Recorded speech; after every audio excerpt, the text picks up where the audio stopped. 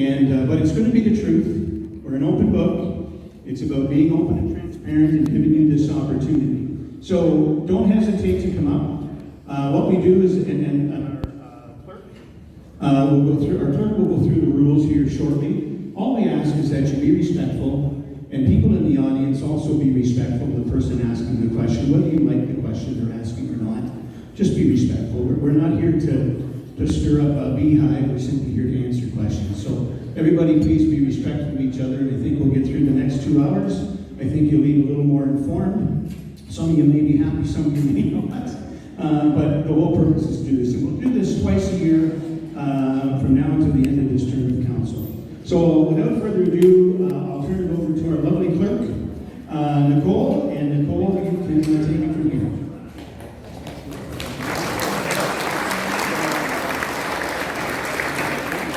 Thanks everyone, and welcome to the Town of Wasaga's second Town Hall meeting, which is an open mic format that allows members of the public to ask questions of mayor and staff. My name is Nicole Ridley. I'm your town clerk and moderator for the evening. I'd like to start with the land acknowledgement. The town of Wasaga Beach acknowledges it is located upon the traditional territory of the Anishinaabe people of the Three Fires Confederacy and the Wyandot Nation. We respect the spiritual interconnection among these nations to the land and to the water, and acknowledge that waterways were the lifeblood of the indigenous people by trade and hunting routes. We are dedicated to inclusivity of First Nations, Inuit, and Métis people in our future stewardship of the land and the longest freshwater beach in the world. In spirit of reconciliation, we welcome the opportunity of learning to be sustainable caretakers of the land and waterways for all future generations. So,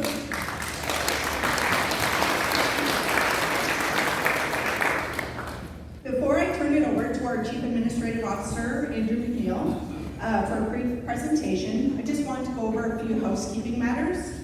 So we ask that you attend one of the microphones located up front here to my left and right. We ask that you allow everyone an opportunity to address the panel prior to returning to the microphone. We do only have a couple hours. We ask that everyone be respectful when addressing the panel and with one another.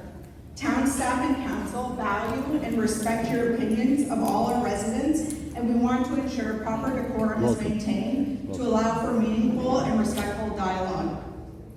We will take questions until 9 p.m. this evening, and any questions regarding identifiable individuals will not be permitted this evening. I also wanted to provide some key dates that are coming up in October because I have everybody here. So October 10th, there'll be the regular council meeting at 10 a.m., followed by the official plan open house at the Wasaga Stars Arena and Library at 7 p.m. October 17th at 10 a.m., the 2025 draft budget will be tabled with council and available to the public. On October 23rd, the town will hold the official plan meeting in accordance with the Planning Act in council chambers at 7 p.m. October 24th, there'll be the regular council meeting at 10 a.m. at Town Hall, followed by a public meeting for the 2025 draft budget held at the Wasaga Beach Arena and Library. All this information will be available on the town's website. So without further ado, I will now pass the mic to our Chief Administrative Officer, Andrew McNeil.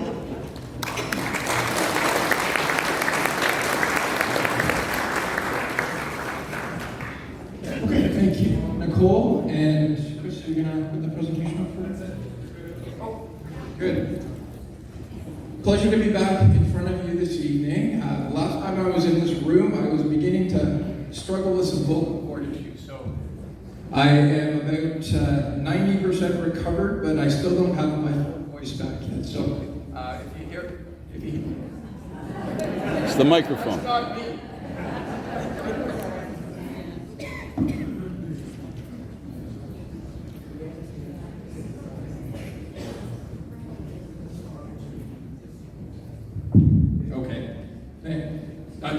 Not me, that wasn't the mic. So I'm going to do just a quick update on a few key initiatives that we're working on. We've been working hard on before we open it up to questions. So you may have heard about our recent trip to Ottawa. We've been working hard for the residents of Wasaga Beach to advance a number of initiatives. We had some great opportunity to meet with the Premier and our MVP, Ryan Saunderson, and that's something that you don't get a lot of opportunity to do. So we were given 10 minutes, but I think he spent about 45 with us. So he was very intrigued by what we were talking about, very interested in helping us to move Wasaga Beach forward. I'm sure a lot of you know the history here, but we do have some newcomers to town, so I thought I'd just give a 20-second history lesson. So back in the late 60s, early 70s, the province engaged in a very aggressive expropriation campaign in our community. The province assembled 25% of the geographic land area of Wasaga Beach, and they still hold that to this day. The intent back then was to assemble land and create park areas for residents of Toronto to come up and enjoy our beach, essentially catering to day trippers from the city of Toronto. For those that knew Wasaga pre-expropriation, I would argue we still haven't recovered from the damage that that approach inflicted on our community. Businesses, restaurants, hotels, homes were demolished and replaced with parking lots. So in the early 70s, the province, they spent a lot of money up here creating those parking lots, but they really undermined the whole economy of this town. And I would argue it's never recovered. So we're trying to get the province engaged in helping us to address some of the lingering issues that have been for over 50 years. One of the key areas we want to work with the province on is around the main beachfront. I'm sure you're all aware that one of the areas we're looking at is the area in yellow, which is predominantly town-owned. About 70% is town-owned. We're going to be moving forward with redevelopment. But the province owns lands immediately adjacent on both the north and south side of the town's properties. So it's very important that they come to the table and work with us. If you've been to the point, and if you've been to the provincial park beach area too, it doesn't take long to realize there hasn't been a lot of investment in those areas. There's broken down picnic tables. A lot of the shade structures that were built in the early 70s, there's been so much sand that has washed up around these that instead of actually fixing the shade structures, they put rubber around the bottom so that if you hit your head, you won't knock yourself out. A lot of the parking lots are covered in sand. There's actually an interesting, I think it's a public art display of septic tank covers right at the northern point of Beach Area 1. The point is, it's time for some reinvestment. The province is spending $50 to $60 million to create a new urban park in Uxbridge. They haven't invested and maintained the first urban park that they created here back in the 70s. So it's due, we're due for a bit of reinvestment. And we're not talking about turning the world upside down. So for example, just by show of hands, how many of you know that there's a provincially owned amphitheater in Beach Area 2? Provincially owned amphitheater. Under 10 hands. How many in this room have actually been to a concert or a performance at that provincially owned amphitheater? Is there anybody? I see one hand. Well, there you go. Okay. Mr. Mayor or Stan? Oh, okay, a couple. Fantastic. I've been here 53 years.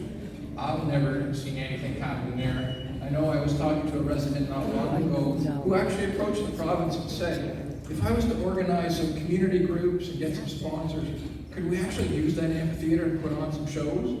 And the province said no.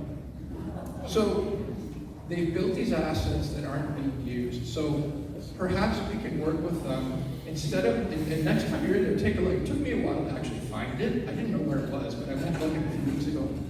Perhaps we could work with the province and build a really cool amphitheater right on the beach that we can put on performances for all of our community and that could become a real asset for town. There will always be a need for parking down there. Maybe it doesn't have to be a winding driveway. Maybe they could consolidate it all and not use up so much land for parking. Maybe they could build a parking structure. on provincial lands. So I think after 50 years, it's time to reinvent some of these lands is the bottom line. Nancy Island is another topic of discussion that we had with the Premier. I remember going to Nancy Island when I was a kid. I have photos of me as a 12-year-old standing on that lighthouse. I thought it would be cool to take my kids to get the same photo. You know, people do the same photo with their kids. Couldn't do it because the bridge to the lighthouse has been condemned for 3 years. So you physically can't get there. The lighthouse itself is infested with termites and is actually crumbling. The main bridge over the island is actually falling down. And the building itself, you can see on the right, is in desperate need of paint. For most of my life, every time I crossed that Main Street Bridge, I was really proud to look at that Nancy Island. It's an icon in our town. Today, it's kind of embarrassing. And if you notice lately, the lights aren't even on at night anymore. So it's time to fix Nancy Island. That's an important part of our history. It's an important part of our country's history. So we've asked the province to please step up and do something about this. Part of the issue, we think some of these assets are in the wrong ministry. Ontario Parks, I have no disrespect towards Ontario Parks. They're doing the best they can with very limited resources. But ministries like the Ministry of Tourism know how to do this stuff well. They took over assets in other neighboring communities in Penetang and have really turned those into amazing tourist destinations. We've made the request to transfer these assets into the Ministry of Tourism because we think they'll be a little more in sync with where we're trying to go as a community. Vacant land holdings. I mentioned earlier that a lot of land was assembled back about 50 years ago. Many of you know my family's been here for over 100 years. Those images on the top right are my family's. My grandfather was Graham Christie, and he ran Christie's Cottages from 1921 to 1971. You'll notice he approved by AAA. We were one of only a handful of AAA rated accommodations in this community. We were expropriated and torn down. The lands that sat on have been sitting vacant for 50 years. So it's kind of a shame that we used to attract tourists from New York, Pennsylvania, Europe. A lot of English tourists would come and stay for the summer. All that stopped back in the early 70s. So the longer stay tourists that really spend a lot of money, build amazing memories in town, overnight were lost. So it's not just those lands, but scattered throughout town, and a lot of lands along Shore Lane. We calculated there's about 84 single-family lots. They're just sitting there for the last 50 years. A basic vacant lot on Shore Lane, along Georgia Bay, is probably $1 to $2 million. Just do the simple math there. The province is sitting on hundreds of millions of dollars of real estate, and we're not talking about touching the park areas. Leave those alone, perhaps reinvent them, update them. But land that's not being used, it's just sitting there, that's costing all of us money because those lands are not contributing to our tax base. So a quarter of our tax base was removed in the 70s. That impacts all of your wallets. So we'd like to get the province to think about potentially reinventing some of these lands, better using their land holdings, contributing to our economy, and ultimately helping all of us keep all of our tax increases low. Beachfront relevant redevelopment. Many of you were here a few weeks ago, back in June, when we presented the essentially master plan for moving forward. If you weren't here, this is a basic plan. In the central area around Playland parking lot, we're looking to move forward with a hotel. It's going to be a high-quality hotel on par with the Westin that you see over at the Village of Loop. So that's a big deal for Wasaga Beach. We're also excited that we're going to try to enhance that as part of the first phase of redevelopment. That is almost unheard of. Hoteliers do not like to take risks. They like to move into areas that are already vibrant, up and running. So the company behind this, Sun Group, is really extending a welcoming hand to Wasaga Beach and working with us to help bring this to light sooner rather than later. The sketches that some of you may have seen, that was a very quick concept. Very confident that we'll work with the community to make sure that the architecture of the hotel is in keeping with the kind of theme that we'd like to see down at the beachfront. And then between first and third, we're looking at mixed-use development. Yes, there will be residential down on the beachfront.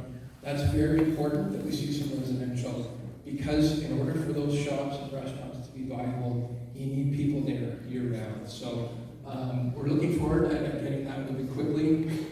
The first moves that we're going to be making pertain to Beach Drive. So many of you may have heard that we've issued letters to all of the current town tenants that are down on the beachfront. They're going to be there until Thanksgiving, and then we've asked them to take any possessions that they would like out of the buildings, and we are going to have to start demolition. It's going to be sad to see some of these buildings go, maybe not sad for all of them, but so that's going to start late fall through the winter. We anticipate that town-owned buildings will be demolished by the end of March, and then around April 1st, we will look to start construction on Beach Drive, Spruce Street, 3rd Street. It will include a couple new roundabouts, one roundabout right at Main Street as you come over the bridge. It's very important to get that work started because, as you know, for those of you who remember a couple years ago when the water was really high, we have a flooding issue down at the beachfront. In order to redevelop, we need to raise the grade on that beach drive. It's going to come up about 5 feet.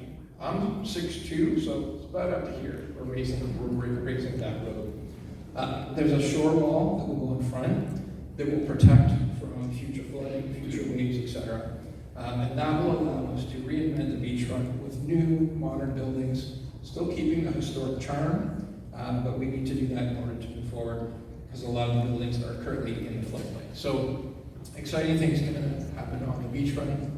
Images of Beach Drive, if you haven't seen these already, it will be designed as a flush street, meaning no curbs. So for accessibility issues, if we close the street for a concert or a special event, you're not going to trip over any curbs. It'll all be flush. You can see the stairs and the ramps down to the beachfront as well. So that is coming along quite nicely. We get an image, conceptual image as well. Community Hub, probably all heard the wonderful news that we're getting our first high school in our community. This is almost a $60 million investment by the province. This is the largest investment that the province made this go around. We're incredibly excited about this. It's not just a school. There's also going to be a theater in this building. We're looking at building a state-of-the-art, approximately 300-seat community theater that you will all enjoy, be able to go to concerts, plays, etc., in a proper theater, proper sound system, proper lighting, etc. So wonderful things. Post-secondary training, development, partnerships with post-secondary institutions as well. Now, a lot of debate about why Catholic, why not public. I think you've all heard we're now number 2 on the public systems list as well. This is phenomenal for our community. To go from no high schools a few years back to now have one that's going to be under construction shortly, doors open 2027, and the potential to get another public school within a few years as well. Our kids are the winners here, and this has been a real gap in becoming a complete community for us. So I don't know why those mics keep drifting in and out.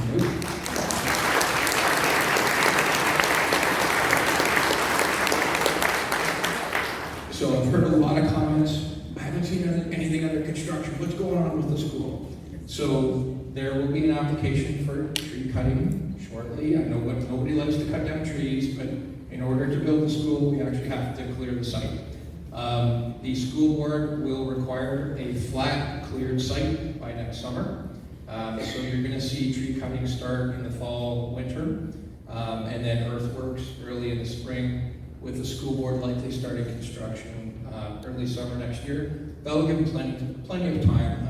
It's a 2-year build, which will get us to a point where doors open in 2027. So exciting, fantastic. I think we're all looking forward to that.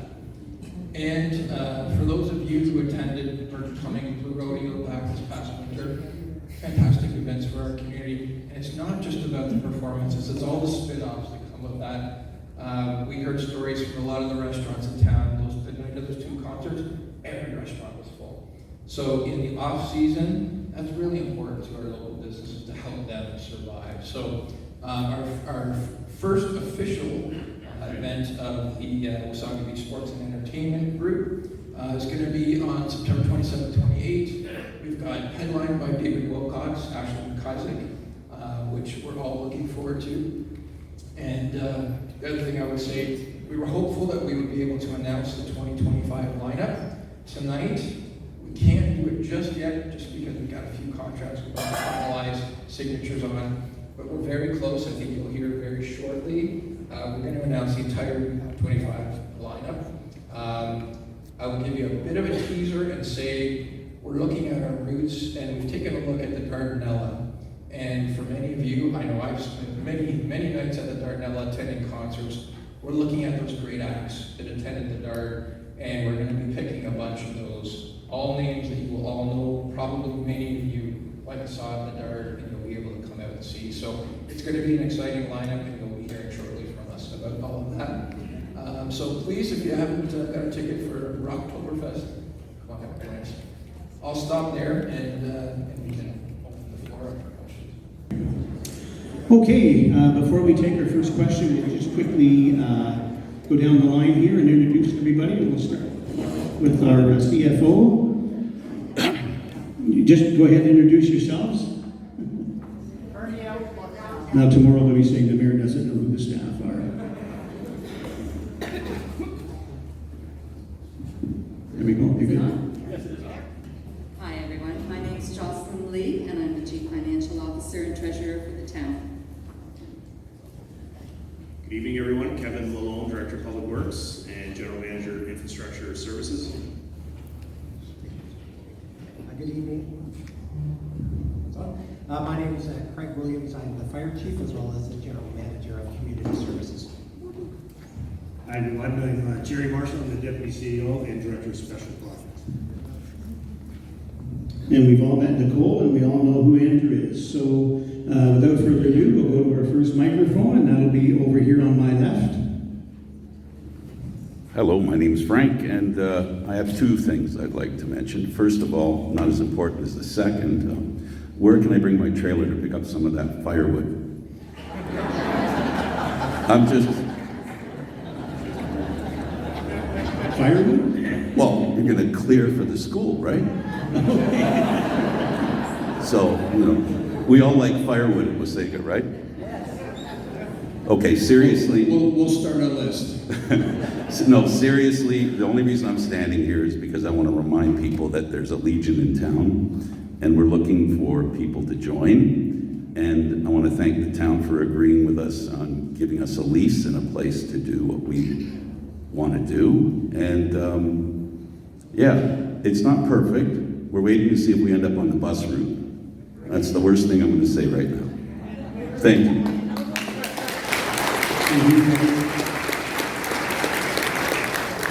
Bryce number 645. It's just absolutely amazing that Wasaga Beach now has a Legion once again, and we'll be hosting our Remembrance Day ceremonies on Remembrance Day moving forward with our local Legion looking after that for us. So thank you to the Legion, thank you to any veterans that are here tonight, and for the ones that aren't, thank you.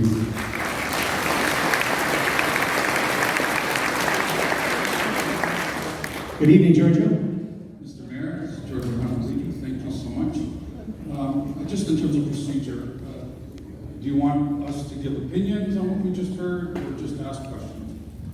So tonight is a question and answer period, but if you want to give an opinion, that's okay. All right, I totally disagree with residential on the beachfront. I think it's going to be detrimental to our identity as Wasaga Beachers, and I think that it's going to be a big mistake for tourism and a big mistake for the taxpayer. I think the costs of this thing are going to be exorbitant. It's going to cost us, those of us that own homes and are paying property taxes, a lot of money. So I totally disagree with what you're doing. You know that anyway. We've talked about it. I'm not going to go at length with that. But I do have a couple of questions. I know they're not going to be popular, but I really do care about your answer, if that's okay. Absolutely. It has been difficult for people, seniors, people who have been striving to keep their homes trying to make ends meet. It's been hard the last not just in Wasaga Beach, everywhere. The economy's at an all-time low, as we know. And recently I learned that the council gave itself a raise. Many of the councillors that sit on council are training. It's their first term of office. I just want the first question to be, I've only got 2 questions, okay? The first question is going to be why? Why can you justify it for me, please? How do you justify, given what's going on with the economy and people struggling, raises right away 2 councillors that have never sat in a chair before in their training? Was there a second question? Yeah. Did you want to answer? Sure. All right. The second question relates to what I think is a problem. I see it as a problem, and maybe you can tell me different. So we in the beachfront have given the property rights to someone, some companies, more than one, I think. And you, Mr. Mayor, and one of the other councillors that I know attended an Italy trip with the person that got. I'm going to ask the question because I really do care about it and I care about the answer. Okay. The Italy trip was a trip that you, not sitting as the mayor, but you knew the proponent very well because you chose him the last time you were in office. You and one, maybe 2 of the councillors went on a trip with the successful proponent and visited his villa. I even bought the package, but I never went, right? I wasn't a sitting politician anymore.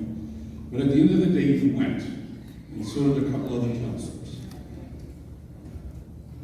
How do you justify giving the proponent the rights to build on Beach 1 after such a trip? And are you prepared to move a motion at council that brings it all out in the open with respect to an audit, not just of yourselves, but an audit of the proponent's books as well, so that we know that the beachfront is being built out by somebody who might be sincere and wants to be a true partner. A lot of us have questions about what happened on that trip, and it's very, very difficult for us to understand that after you came back from that trip and you became the mayor of this town again, the proponent that you introduced the first time all of a sudden gets the bid. Okay, so I'm going to answer the second question first because I really think that's the most important question, quite frankly. First of all, I was the mayor at the time when I purchased the tickets. The tickets were donated by the Fram Building Group to a fundraiser that was held at Marlwood Golf Course to raise funds for the library. And I purchased those tickets through a bidding process. It was an open auction, and I purchased those tickets. And again, I'm not sure, I don't remember the exact number, but it was in that $5,000 plus range. What I can tell you is I did that to support the library. It had nothing to do as to who donated them, where I was going, or any other thing. I can tell you that myself and my wife often purchase these types of tickets, and we purchase them at fundraisers. We purchased several tickets at the hospice, for example, to go away. We just came back from Africa, blessed to have been able to go, and that was a ticket that we purchased at the hospice gala. We purchased another ticket to go to Italy next year with our family at the hospice gala. So when these come up and I'm at an event, I often like to support it, and those are the items that I like to buy. I can tell you that if anyone was to go online to a travel agent and purchase a trip like we did to Italy, you would pay half or less than I paid in that bidding process.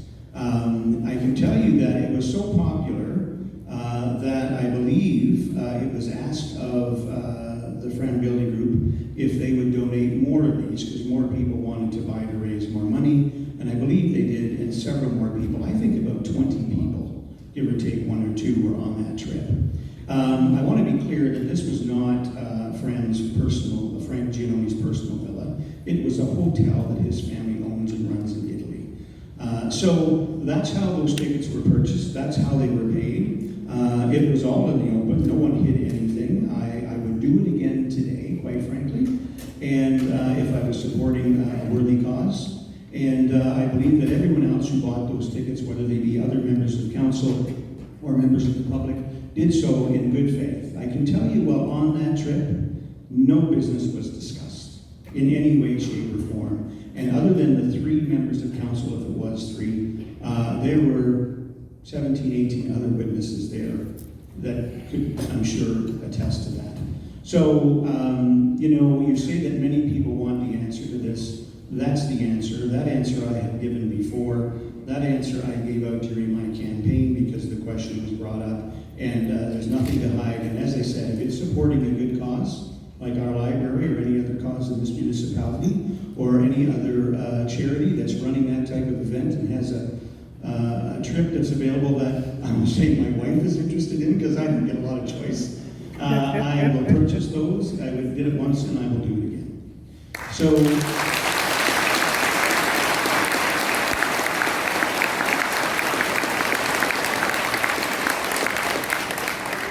also tell you is that those tickets that were purchased at that price were simply purchased for staying there, for the room. It didn't include any meals. Maybe it included 1 meal and 2 breakfasts or something, but it didn't include meals. Those were all above and beyond. It didn't include any sightseeing or any tours. They were above and beyond.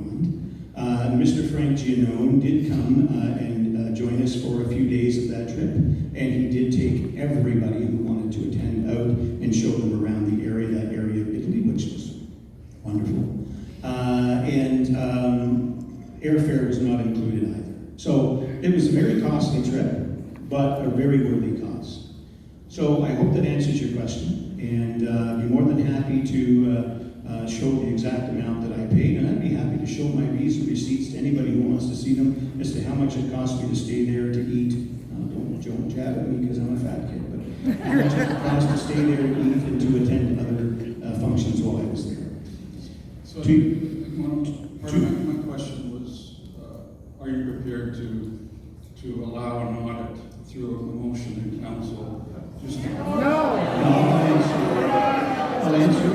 Sorry, ladies and gentlemen, as I said at the beginning, whether we like the questions or we don't, no matter who it is, please be respectful.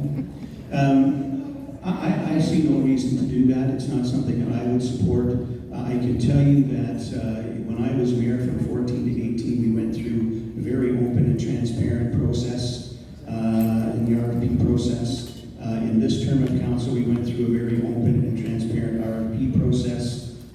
Fram Building Group, the Fram Sloker Group, their books were all audited in the past. We know that they're a solid company. I'm very comfortable with the decision that council has made, and I am not prepared to put that motion forward. If someone else is, so be it, but it won't be me.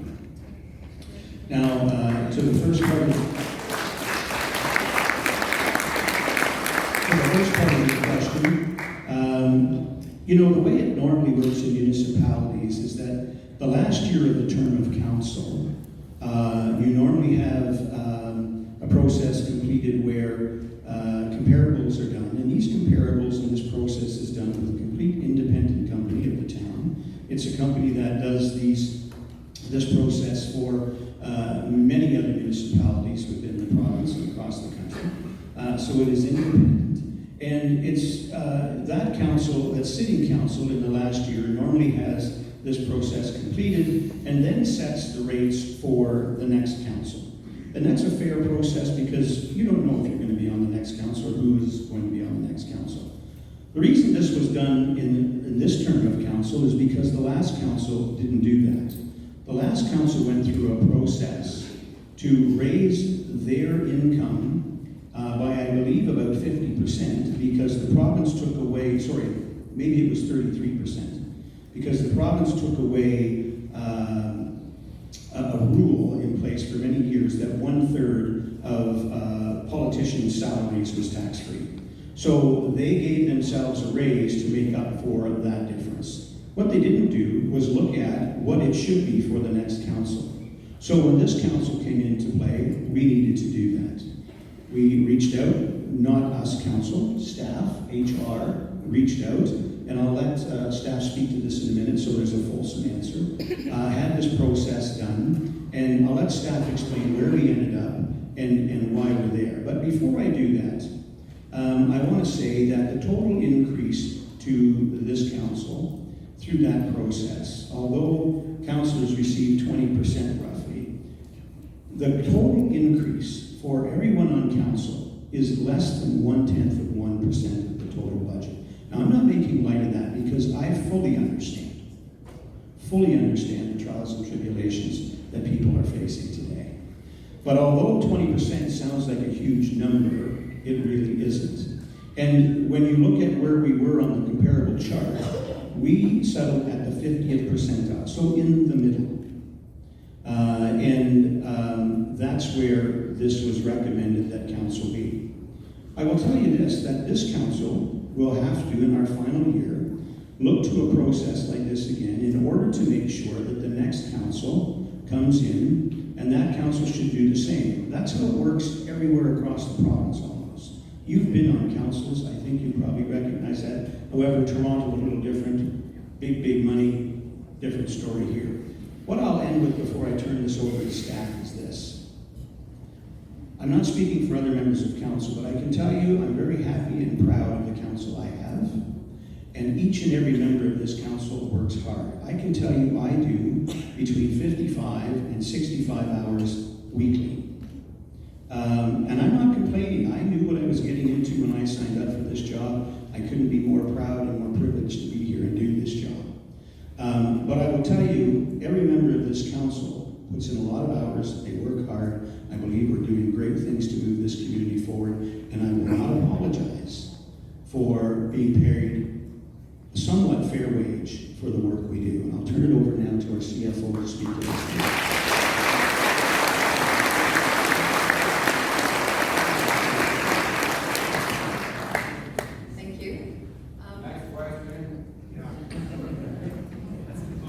Well, I want to make sure, folks, that there's a fulsome answer to Mr. Manolidi's question, so we're just going to take a few more minutes and complete this one. It's the only opportunity I had. Actually, sorry, no, Giorgio, we're not going to debate with members of the audience, but I would say this, you could have come to council, asked for a chance to speak at council for this, so it's not the only chance you get. This is not the place.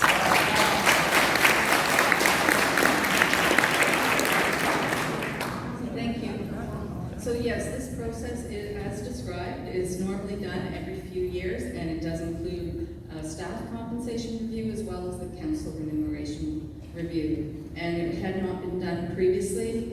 We were quite a few years behind. It was done recently, and the consultant did use the relative comparators that were other municipalities that were similar in size to our municipality in both financial and population, and they did review and find that we were considerably below where we should be, and when you're below, you have to take a larger percentage increase in order to bring yourself in line with where you should be. So this was quite reasonable based on the analysis that was completed, and it was a minor relative amount in terms of actual dollars required to just put these remunerations in their proper place. Thank you. I'll just end with, that still puts us in the center. We are not at the top, we're not at the bottom, we're in the middle. And that's a fair place to be. Thank you very much, Giorgio. Just very quick, bit of information, Mr. Just some information. I'll tell you what you can do. You can sit down for a while. If there's no one else comes up with a question, you're welcome to come back.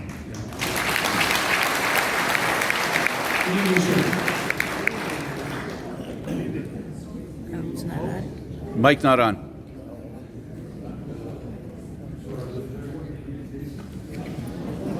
Give it a tap. Give it a tap. The mic, the head. Maybe just pop over to this mic here. That'll work.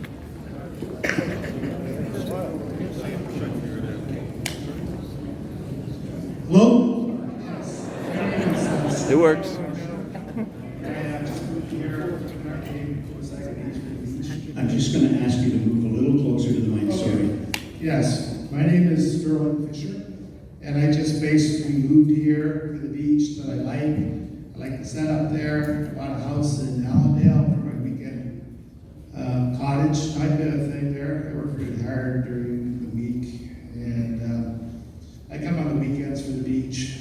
And part of the issue is there's two, if you know, between Eastdale and Archie Drive, there's two pathways there. I'm sure you're familiar. But these two pathways are pretty much equal distance in that subdivision to give the public access to that beach. Okay.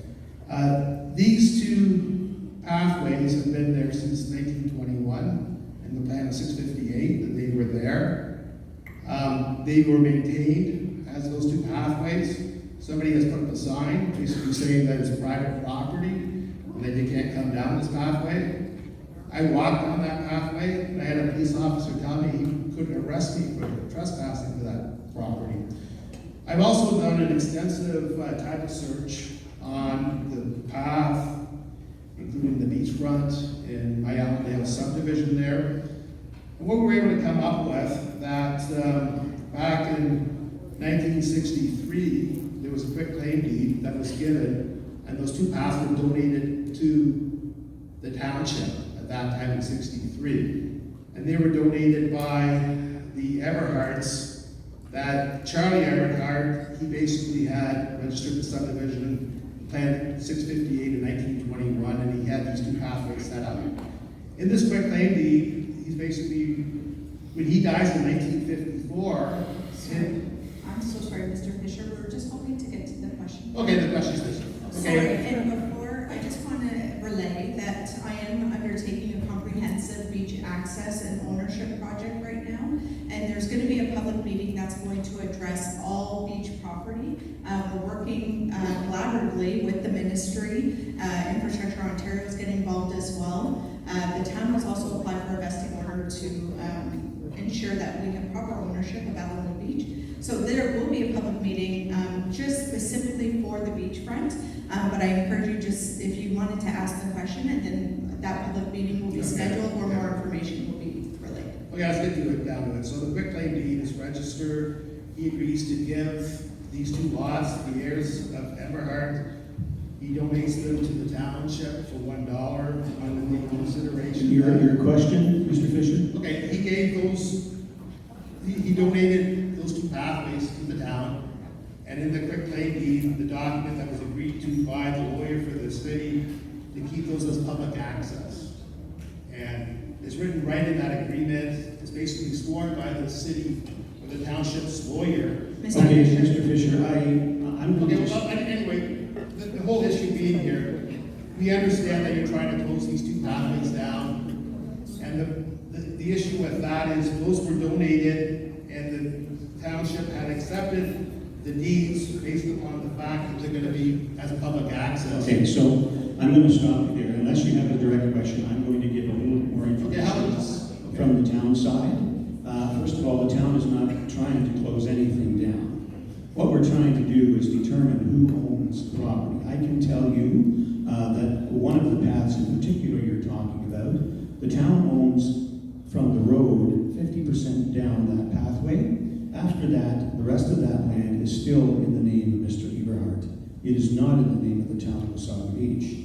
The other issue is that when you go down these paths, and this is not just in the east end, in Allenwood Beach, it is also in the west end of town as you get to about 68th Street and you head west. There are many people there who also have deeded, or not deeded access, but have deeds and surveys that show that they own to the water's edge. And just like the east end, there is the same situation. And just as Allenwood Beach in its entirety, although the town of Wasaga Beach purchased that in 2012 and paid for it, there is still question whether or not we rightfully own it. So we have a vesting order with the courts today to determine that. And until we determine that, and the ministry determines the other ownerships, the park boundaries, so on and so forth, the town is not prepared to let people or lead people down a pathway that takes them onto private property. These pathways throughout Allenwood Beach, Wasaga Beach, New Wasaga Beach, Old Brox Beach, and it goes on and on and on, were meant as access to the water, not access to the beach. Now, some people would say, what's the difference? I see the ladies up. The water is liquid. You can go into the water and go anywhere you want, but the beach is land, and it's possible that it's owned by somebody. So until we go through this process and we are certain who owns what, the municipality puts all of our taxpayers at peril if we're saying, here's a pathway that you can go down and you can use the beach. Because what happens is people get to the end of that pathway, they don't walk into the water and go one side or the other. They look down and say, what a beautiful beach, we're going to go down there and then sit down. And it's possible when you do that, you're on private property. Now, because of that, this council is not prepared to allow the taxpayers to be in jeopardy in any way, shape, or form by inviting people to do so. So we won't be maintaining those paths any longer until, and we won't be inviting anyone to use those paths until the province and the courts make their decision as to what is accurate and what isn't. At that point, we can deal with it. Until then, if you decide to use a path and you end up on private property where you shouldn't be, and should you get arrested or charged, you do that at your own peril. It has nothing to do with the town of Wasaga Beach. Okay, and this private property, you have to increase it because the grant, somebody's granting you that piece of property, and then there's a grantee. What about if you have, like obviously these deeds? We're, Mr. Fisher, with all due respect, we're not in a position to debate this with you. Okay, but the thing is, we talked with your lawyer, and your lawyer says that he's not doing an extensive review. We are going to be, when the clerk has completed her process, there will be a public meeting. We will answer all the questions we can at that time. We will answer what we can, Mr. Fisher, until the process is completed. Will you basically look at the claims and all the Ladies and gentlemen, please.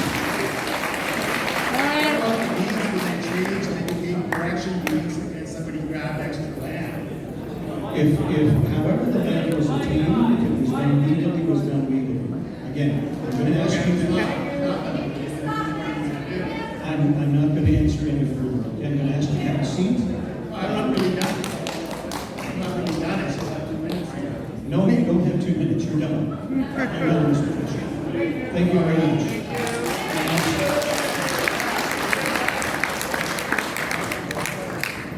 You were next because he was over there, exactly. Go ahead.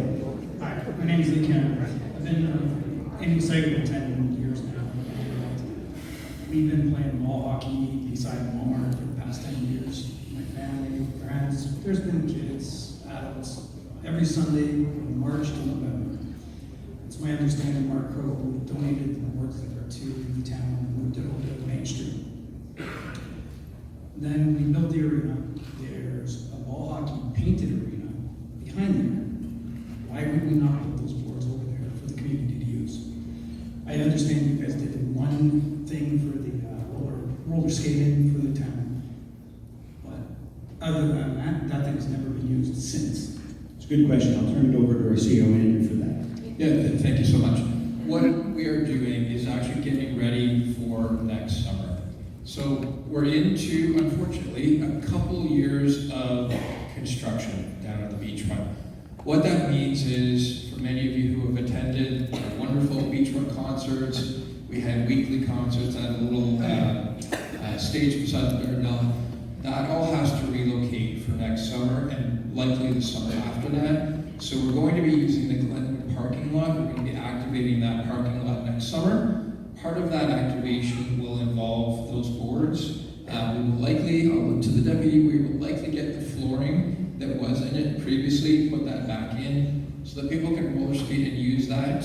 We'll also bring food trucks, a stage for concerts, etc., so that we can actually have some fun stuff to do. For those of you who attended the Tom Cochran concert a few weeks ago, that was one windy concert.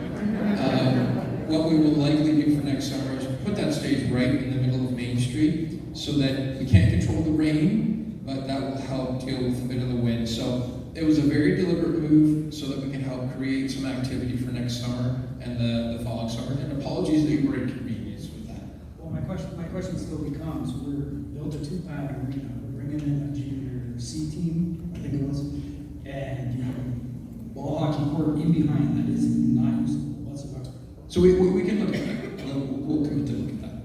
Yeah, one of the reasons I think that Mr. Crow was wanting to move that is the huge liability, obviously.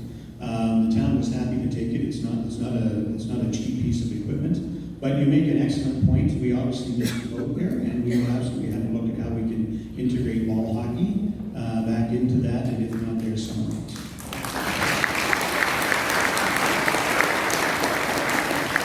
Yes, ma'am. Hi, my name is Rochelle. I've been in Wasaga for about 2 years now. And about last year, I had seen a gentleman doing a survey on the streets on Smallwood Drive, and I asked him what the plan was. And he had said that there was a plan to actually upgrade the storm drain systems in the town. And then a few months later, I saw that we're actually working on a road, which looks really nice, by the way. We can actually, it's walkable now. My question is, what's the time frame on actually updating the storm drain systems? Because as it currently stands on Smallman, it's an eyesore. We have no sidewalks. There are kids who come off the bus, they're walking up the streets. It's really not really nice, walkable streets, and it's a really lovely street compared to our neighboring street where they have sidewalks and the streets over. So I'm just wondering what is the timeline on actually updating the storm drains? Because quite frankly, I'm a corn lot and it's nasty. It's not drinking anything. So yeah, just curious about that. All right, I'm going to turn that over to Kevin Lalonde. Thank you for your question. I wasn't expecting any questions tonight, so I'm glad I get one. So Smallwood Drive is a rural cross-section. It's an open ditch system, low gradient, very shallow ditches, groundwater tables high. We're currently nearing the completion of a master drainage plan for the community, and we've been embarking on that for a couple of years now, and many of you may have been to the public meetings on that. That will be presented over the next couple of months, which will identify our priorities and our strategies for drainage improvements throughout the community. What I can tell you is drainage improvements, storm sewers, curb and gutters, sidewalks are very expensive. And there isn't a lot of funding available for that, so hence the reason for the master plan to help prioritize those improvements, and then as we move forward into the budget process year over year, we'll have a better long-term strategy in terms of how to better manage those improvements and when to get those pipes in the ground. But it's a challenge throughout the community. The majority of our streets, they don't have storm sewers, some of them have ditches, some of them don't have anything. We're very fortunate we have sandy soils, but at the same token, we have a lot of investment in drainage that's necessary in the long term. But as I said, it's very expensive, and there aren't too many funding opportunities for those types of systems. When they do become available, we have other competing priorities. You're looking at a $20 million project on River Road West right now, which is introducing storm sewers, curb and gutters, and certainly that corridor sees probably 20,000 cars more a day than Smallman, and so we need to be mindful of where those investments go. But we certainly recognize and appreciate some of the frustrations with residents about drainage throughout our community, and we're trying to find a strategy that's feasible for us and for our taxpayers.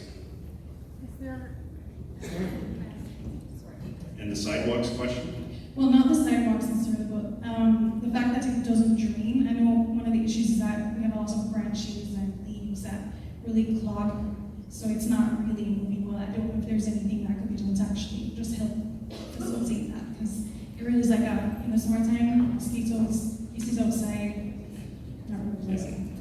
So, as you know, or as many of you know, that the town is flat, and our outlet is the bay, and our outlets are limited at the grade of the ditches, and the grade of our storm sewer systems are controlled by the bay as we move back. If there's specific issues in your area that requires cleanup, definitely give us a call at Public Works. We know we get a lot of calls about those types of issues, and we do evaluate and try and prioritize that. But if there's culverts that are obstructed and you're seeing visible flooding or property damage, we do prioritize those. I do know there was a survey done of Smallman. It's really just a matter of getting the resources in there to start with incremental improvements along that road. But if you're welcome to call the office and we can have further conversation on that if you like.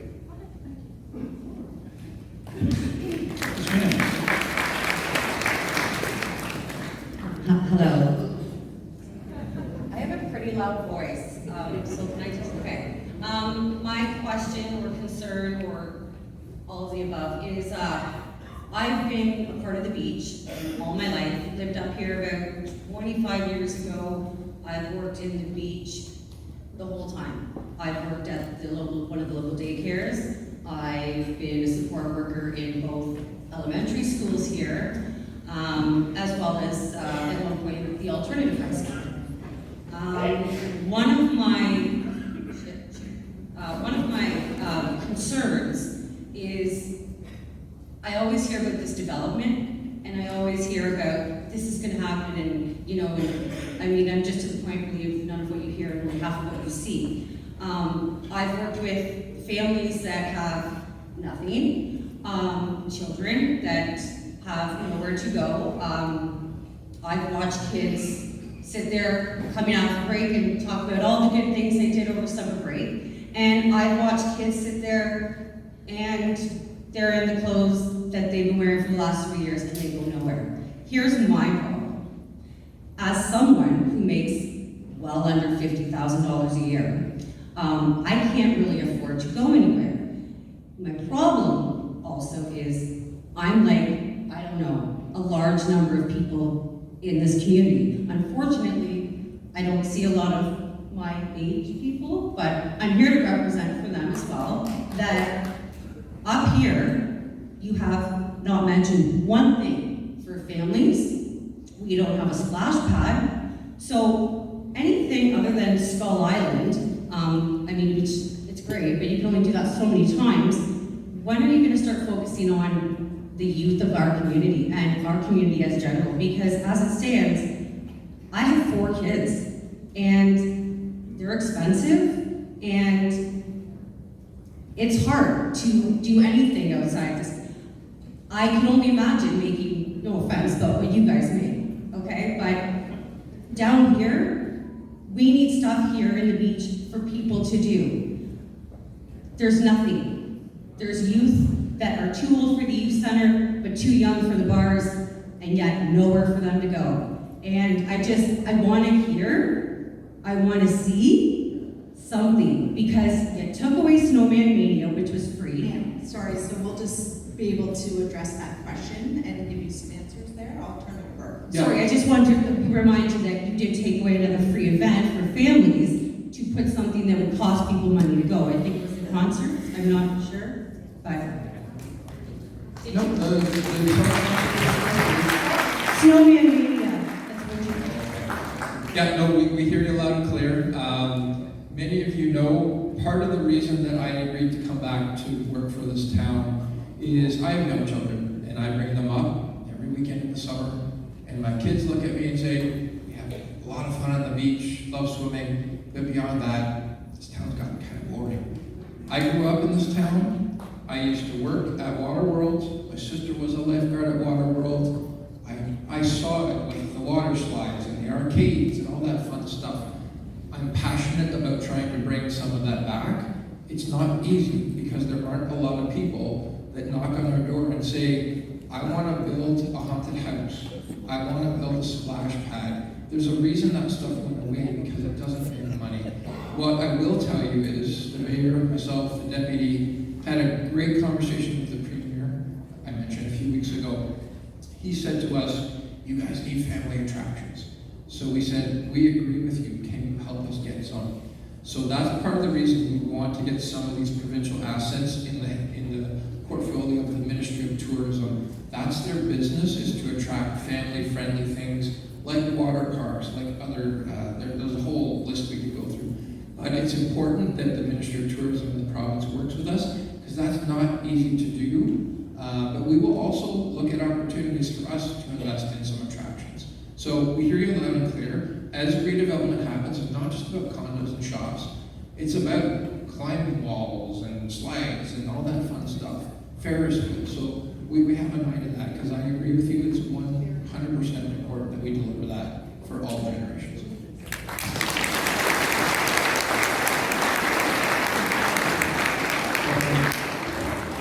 Hopefully you can hear us as well as you gotta head back to your seat, but Snowman Mania is going to be there every day weekend 2025.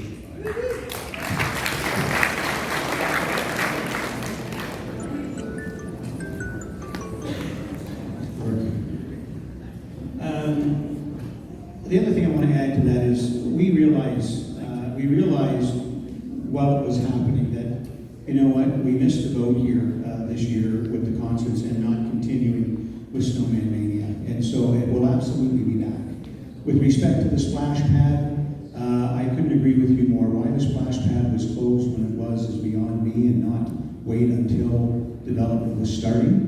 But it's something that I think we could reach out to corporates, citizens and sponsorship for, and I'm not so sure that with this municipality and our business community that we won't find a way to rebuild another splash pad as well.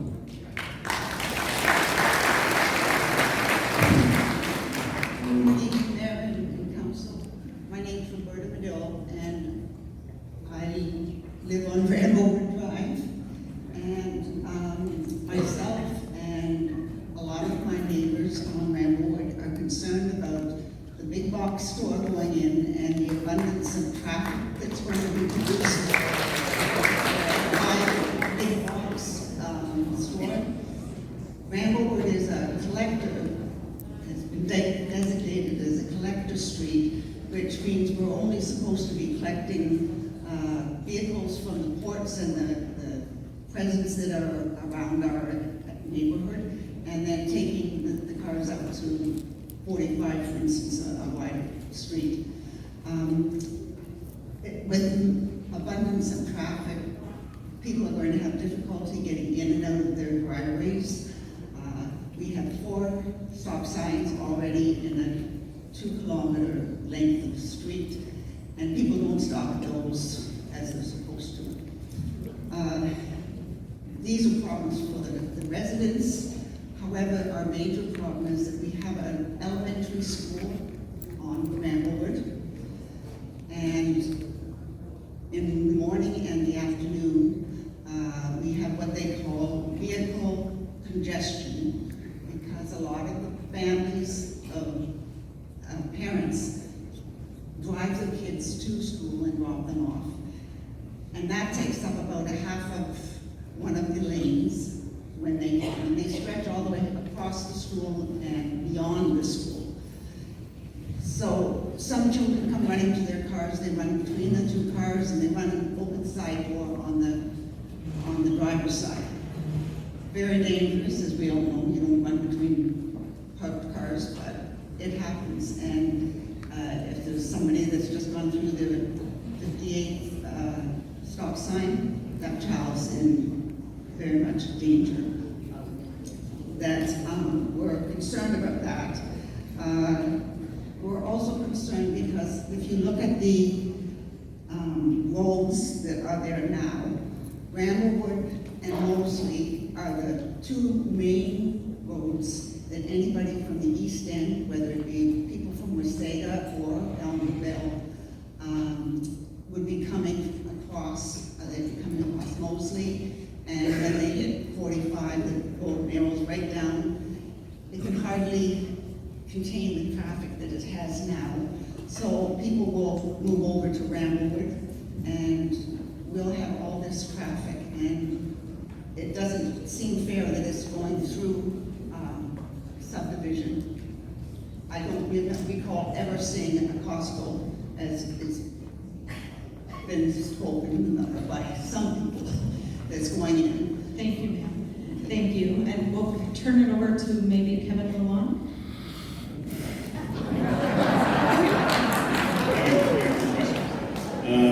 Yeah, certainly you're going to see increased traffic. You absolutely will.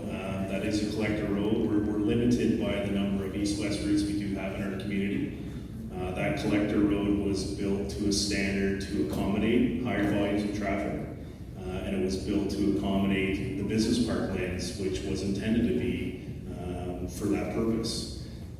As Costco follows through with their applications, there's transportation and traffic impact studies that they do need to prepare to satisfy our staff, our engineering staff, as well as the MTO. So as part of that process, we do look at those implications that it has in the area, the neighborhood, and the intersections and the congestion. We also undertake transportation study updates every 5 years. In fact, subject to budget, we did have a transportation multimodal master plan slated for next year, but through these updates, we do look at intersection traffic and warrants for improvements, whether it be designated left turn lanes or improved signalization. What I can tell you is certainly 58th Street in Moseley is a challenge for most people in the morning peaks and the afternoons, and that's an intersection that we're looking at right now to help improve the left turn movements ahead of the full urbanization of that stretch of Moseley Street. But to your point, you will see more traffic through that corridor, absolutely. And that road is a collector road and is designed to manage that traffic. We will monitor the traffic in those conditions. And like I said, as we go through the planning process, there's a detailed evaluation that's undertaken by engineering staff and the Ministry of Transportation on the road network.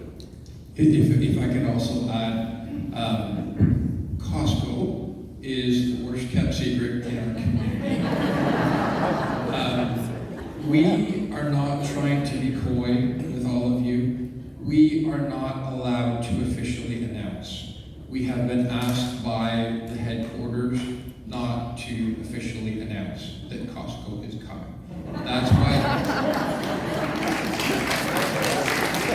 is why we keep talking about a big box that sells $1.50 hot dogs. We're not trying to be disrespectful. To be clear though, we understand that they will be submitting a site plan, the big box that sells hot dogs, within the next week or so.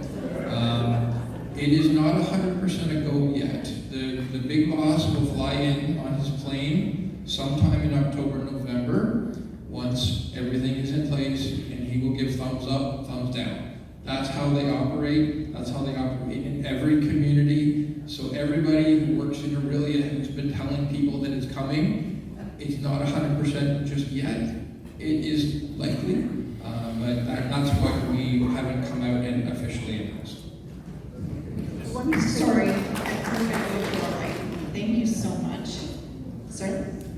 Can I just add one more comment just on that? We're also recognizing that area is also a community safety zone. I want to let the public know, and staff are actively working through the analysis of automated speed enforcement, so mobile speed radar cameras that you've heard that are deployed in other communities.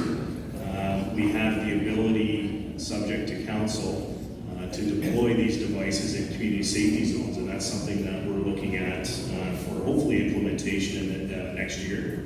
But it will help with speeding and those types of challenges within the community safety zones, so in proximity to parks and schools and other designated areas. So that is something that is a step forward from a traffic safety perspective, and I think will help reduce the resources of our OPP, and so they can focus on and prioritizing some other areas. So mobile speed cameras are something being considered by staff. Again, hasn't been to council yet, but it's something that presents an opportunity for us to improve safety in your neighborhoods. Thanks, Kevin. And I apologize for cutting people off. We're just being mindful of the lineups that we do have, and we want to hear from as many of you as we possibly can this evening. Sir, please proceed. Yes, my name is Bruce Booner, and I'm here mainly to question the development on the beach. And we saw the pictures at the last meeting. Again, you showed it tonight.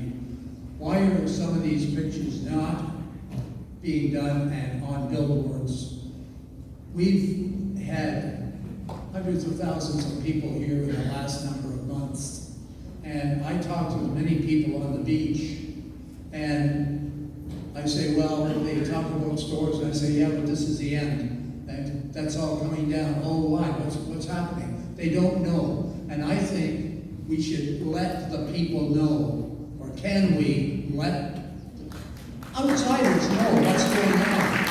Okay? And I think the developers should be into it as well, because can they not put up some signage of what's going to be coming if they have committed to it? Thank you, sir, and Andrew's ready to answer.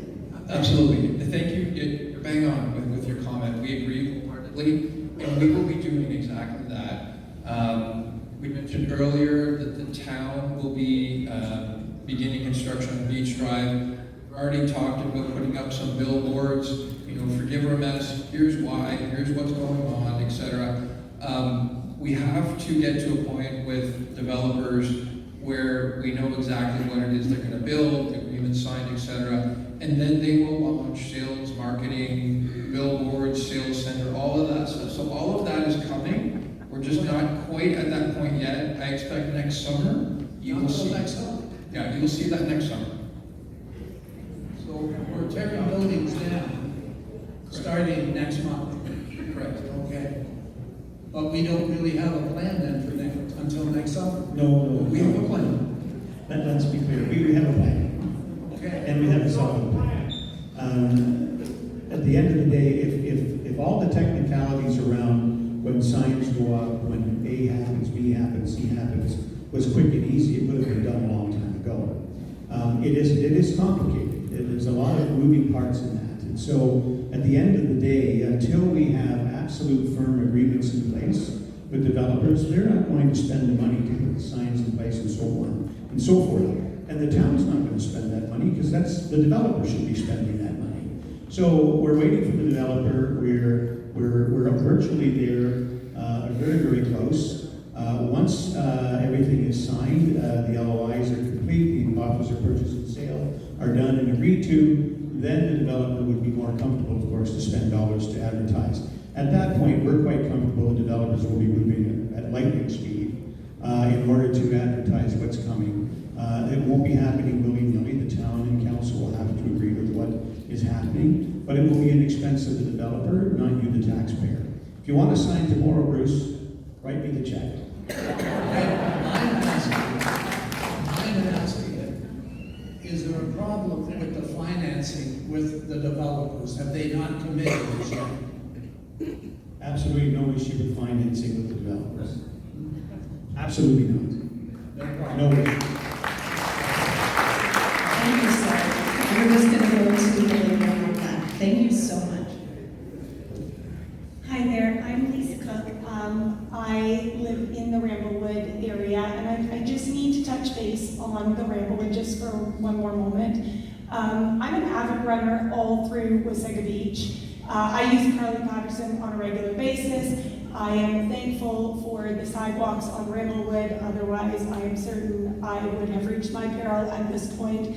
My question is, it seems to be there's something going in between Rodrigue Road and the elementary school at St. Noel Chabanel, as well as this big box that sells $1.50 date night hot dogs that is potentially coming. And as the avid runner who also had young children in this area, I am concerned, again, about these collector lanes. We know they're collector lanes. We know they're not going to get any bigger. I'm also concerned about our side streets, especially the ones in my neighborhood, in Bay Colony, where people don't have enough parking along Ramblewood, or they do have enough parking and they're not parking there. And they're now parking on our side streets. And there's no parking signs going up. People are flying down our side roads. And as a runner, I can tell you twice already since, June, I have hit the front of somebody's car with my hand to shout stop so they don't hit me. I don't want to get hurt, and I don't want to see the children in our area get hurt. I don't want to see the seniors in our area get hurt.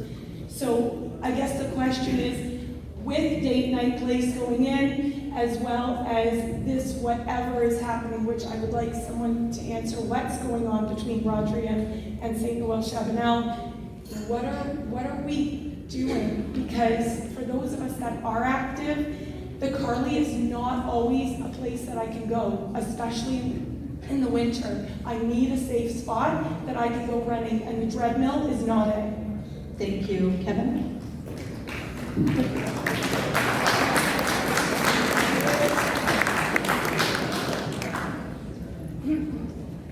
In terms of the development adjacent to the school, I'm not familiar with that file. I can't speak to that, but we may have a planner here, but I don't know if there's any active files for that. I do know the land you're speaking of, but I'm not aware of any active planning file. They may be doing some site work, but in terms of testing, but I'm not aware of any. They've been in there putting red pipes, and they've been in there clearing without clearing. So to There's feedback onto them. is there anything you can add? Trevor's our director of planning, so he can hopefully answer this. So just so that I understand, you're talking about the property immediately to the east of the school Yes, and on the same side of the school?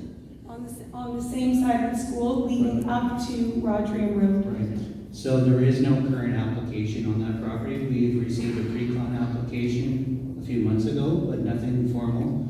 Maybe what you're describing is the developer or the owner doing their servicing work or their studies in order to come in with an application. But as far as I know, there's no formal application as of yet. Okay, so then what do we do to reduce what's going on already on our roads and our streets around where people are either parking right on the road on Ramblewood, or they're parking on the side streets in lieu of in their driveways, which is not safe for the people that are out there trying to walk and do, and now we're gonna add in the traffic from the big box store.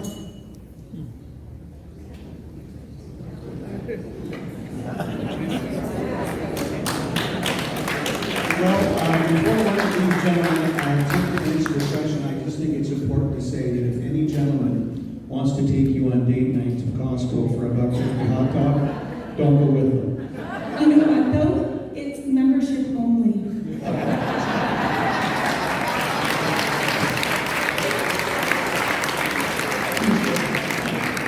Let's take a shot at this, gentlemen.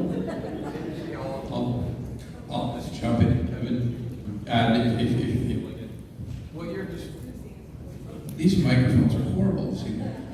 What you're describing is the natural evolution of a community.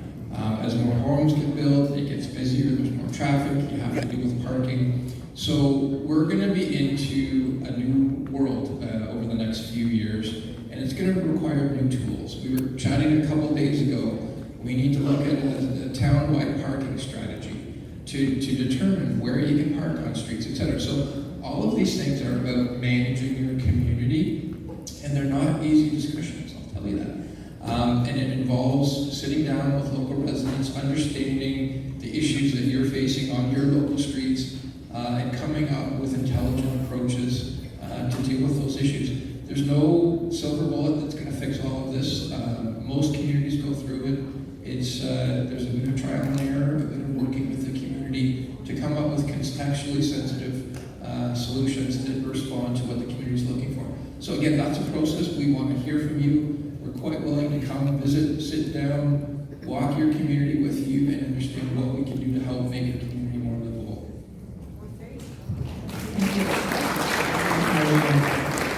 I think it's also important to point out that the growth of our municipality, just like many others, is somewhat dictated to us by the province and the federal government. So it's not a case of your local council, no matter what municipality you may live in, who is wanting to build a city. The growth numbers are dictated, and the times that is allotted for us to get to those numbers. But at the end of the day, we're in a growing country, in a growing province, and in a growing community. And with that comes growing pains. Hopefully with that comes the positives as well. That gives us more services, more places to shop, to dine, and to go out and enjoy, and builds a better, more complete community. And Wasaga Beach, quite frankly, I've been here since 1965, has suffered from being a complete community for a long time. And, I often hear people say, I moved here from the city to get away from growth. And so, unfortunately, in this day and age, you're going to have to go a whole lot further north to get away from growth. It's just a fact of life. And, it's not easy to deal with. It's not easy for staff. It's not easy for council. And we absolutely understand that it's not easy for everyone in our community.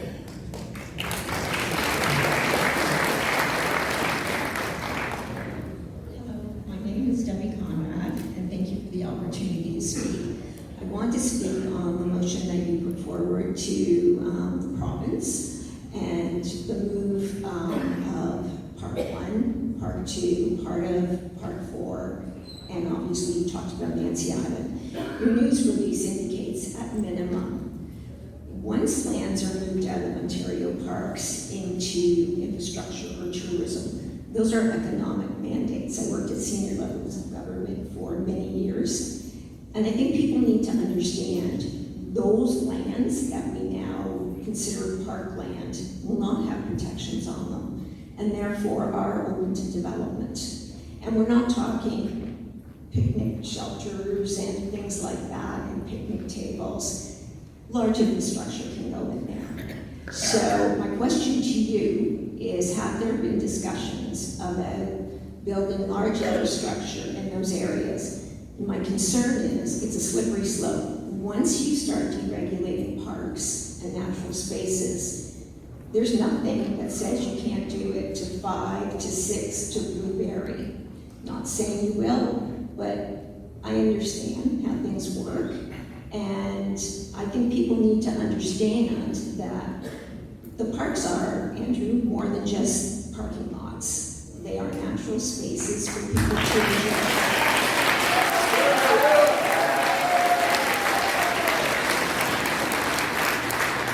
And those parking lots allow accessibility to the beach for families. And so I really am very concerned, because if we look at the city and we look at Ontario Place, those are public lands, they're very clear for a private spot. So I'm not accusing this council, I'm not saying you're doing that, but I do think that you need to be open and transparent, especially when this discussion... We hear you. But no, the discussion happened without consultation, and the motion happened without consultation. You consulted with us. Can we respond? I want to say one more thing. Okay, if you can wrap it up, please. Yes, if you wanted a holistic approach, you could have had a great opportunity when you looked at the main drag redevelopment to look at a holistic approach, looking at the beach in whole, and you didn't. And so you've put us at a disadvantage by passing this motion. So I'll start and then I'll hand it to Andy.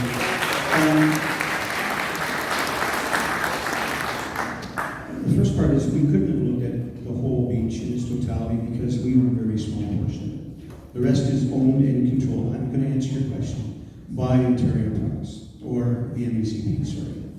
But what's most important is why the motion indicates that we're asking for a task force. A task force that will be made up of Town of Wasaga Beach, Ministry of Tourism, the MECP, Infrastructure Ontario, so as that we can have these discussions. Believe me when I say that no one understands or is more concerned about the viability, not only economically, but from an environmental standpoint than council. We understand that the beach is everything to our community. It is our heart and soul, and it is vitally important that it is maintained and it is looked after as such. Unfortunately, the last 50-year experiment that has been in place, which started to be the Lands and Forests, to the Ministry of Natural Resources, to the Ministry of Natural Resources and Forestry, and now to the MECP, has not worked. It has not worked in any way, shape, or form for the town of Wasaga Beach or our citizens. And so we need to get to the table to have discussions to determine who should be looking after this area, how it should be looked after, and to ensure that agreements that were made back in 1978 are honored by the province. And so, again, this is one of those things that is not easy. but we're working at it. And we're confident that we can come out with a solution that works for both the environment and for our heart and soul and our one and only industry, which is tourism. And we're going to work hard at that. It's not going to happen overnight. We're dealing with a higher level of government. We know that we move slow. We know the province moves slower, and it just gets slower as you go up the line. But we're working towards that. Thank you. Wait, if we could respond to your question first. Yeah, but No, please let us respond discussions, first. yeah. Sustainability, building a sustainable community, think of it as a bar stool with 3 legs: economic, social, and an environment. Some would argue there's a 4th leg called culture. In order to build a sustainable community, you need to strike a balance between those, or the bar stool tips over. Ontario parks, you seem to be smirking at this, but please let me finish. Ontario parks, in my opinion, because they have not been funded properly, has let all of their assets fall into a state of disrepair. That's not acceptable for the world's longest freshwater beach. We all believe is absolutely important, but I think to deal with the lack of funding, the excuse has been, oh, we'll just naturalize everything, we'll let it go. I don't think that's acceptable, and it's gone to the extreme where at Allenwood, fences have gone up everywhere, and if you talk to some of the wardens, they will say, we are actively trying to keep people off the beach here. That's not okay in a community that was taken over by the province in 1969 with a recreational mandate. The Ministry of Ontario Parks has switched their mandate over the last couple decades. They are now actively pursuing an environmental mandate to the detriment of the economy of this town.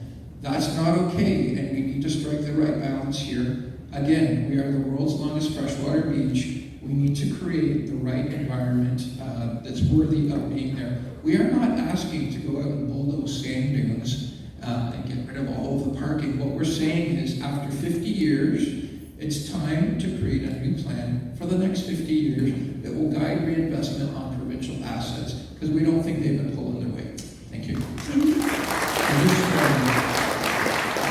think it's important for there's information to add to that. This is about much more than just our beachfront. This is about all of the lands. 25% of our land mass is owned by the MECP. There is hundreds of millions of dollars in assets along streets like Shore Lane and on the beachfront that were expropriated and are not part of the provincial park, technically, although the province several years ago brought it into the provincial park so they didn't have to pay tax on it. So the taxpayer of Wasaga Beach has been footing that bill. So there's a lot more than just the beachfront at stake here.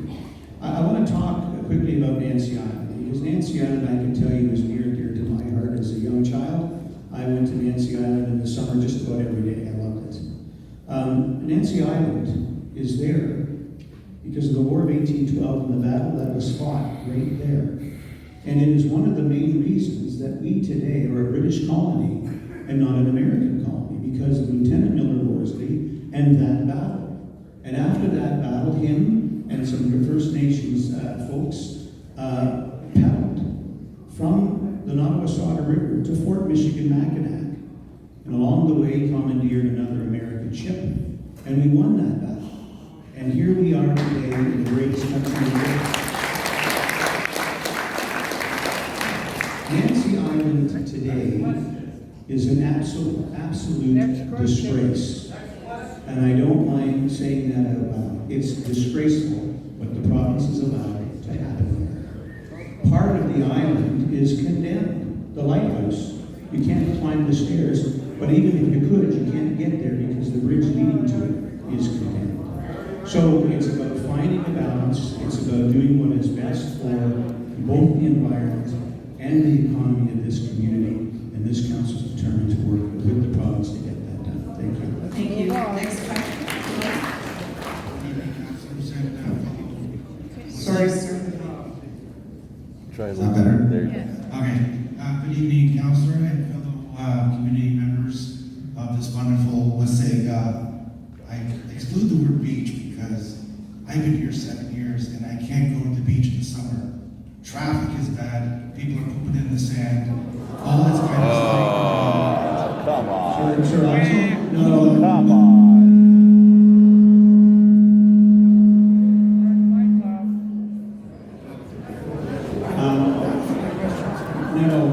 You know what, with all due respect, I'm going to stop you there.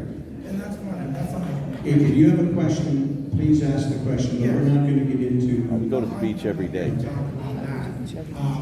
My question is two parts. One, are you going to be extending or doing something about the traffic to get to the beach? Because in the summer, it's impossible to spend 40 minutes to get from Ramblewood and Walmart, Loblaws to the beach. And number two, and I understand some of your questions. That's not true. The other question is, That's not regarding true. the traffic on Ramblewood regarding the new store coming in. We took that way all the time because of the road. Remember? We didn't use the other road. We used that. He's talking about Mosley, That is existing right? now, because now we have a bike lane that no one can park on because it's illegal. I know I got a $75 fine to stop at my mom's house. But we're gonna have a lot more cars in there. People can't park there, but people can park in front of the school and not get ticketed. So Okay, I think we've addressed a lot of your comments. So. yes, but now the problem with that, which we missed, is that once Rabbitwood gets full, and Mosley, which needs to be widened and turned, anyway, that's great. Okay, I think you're actually. Okay, so the question is, what about the other side street, like Dennis and Allegra Drive, that's gonna get flooded with cars that can't make it through Mosley, can't make it through Rabbitwood, and what are we gonna do about? Bramblewood's where the clinic is. Are we gonna open up Bramblewood's where Lionsgate the to clinic is. 26? Thank you, sir. So the staff and council has committed to looking at the Bramblewood issue. We appreciate the comments, but we are going to move on to right here, sir. But I do want to answer your first question, and that was the traffic issue getting to the beach. Yes, thank you. Sir, I've lived here since 1965, born and raised. I go to the beach in the summer just about every day. Maybe not to go and swim, but I go down and see what's happening. Other than a long weekend, I don't have any issue getting to the beach. Yep. Now, does it take me 5 minutes? Sometimes it will take me longer, absolutely. But that happens in any community at a busy time of year if it has any kind of tourism attached to it. It takes you 45 minutes to get from Ramblewood to the beach, depending on where you're going. If I'm talking a beach area 1, because our speed limit is 50 kilometers and 40 kilometers. It takes that much time to get through town. So, you know, my son-in-law says to me all the time, when is the mayor going to fix the problem it takes to get from one end of town to the other? And I told him, when pigs fly. Because it is what it is, and, you know, safety is first. But I can tell you, we have no idea today what traffic is. Back in the 50s, 60s, and 70s, you couldn't come into this municipality if you didn't have a driver's license to show where you lived, that you lived here, or a hotel receipt that you had a room to go to.